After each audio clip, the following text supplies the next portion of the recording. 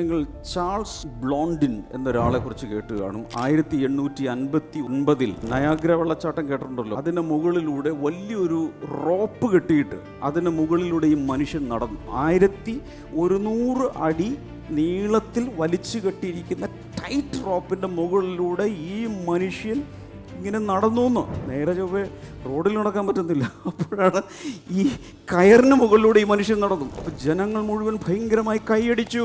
അതിനുശേഷം ഈ മനുഷ്യൻ കണ്ണ് കെട്ടിയിട്ട് നടന്നു. അപ്പോഴും എല്ലാവരും കൂടി കൈയടിച്ചു. അതിനുശേഷം സ്റ്റിൽറ്റുകൾ ഉപയോഗിച്ച്, കോലുകൾ ഉപയോഗിച്ച് നടന്നു. ഭയങ്കരമായ ജനം ചീറപ്പ് ചെയ്തു. അതിനുശേഷം ഒരു വീൽ ബാരോ തള്ളിക്കൊണ്ട് നടന്നു. പിന്നെ ക്രേസിയായി. അതിനുശേഷം ഇത്രയും നടത്തൊക്കെ കഴിഞ്ഞ സമയത്ത് ഈ മനുഷ്യൻ ഇവിടെ വന്നിട്ട് ചോദിച്ചു, എത്ര പേർ വിശ്വസിക്കുന്നു എനിക്കൊരാളെ എൻ്റെ പുറത്തിട്ടുകൊണ്ട് നടക്കാൻ പറ്റൂ? ഓ, എല്ലാവരും കൂടി ഭയങ്കര ആഘോഷം. അതിൽ ആ ക്രൗഡിൽ ഒരാൾ ഏറ്റവും ശബ്ദത്തിൽ പറഞ്ഞ ഒരാളോട് പറഞ്ഞു, ഇവിടെ വരാൻ പറഞ്ഞു. അയ്യോ, ഞാനില്ല.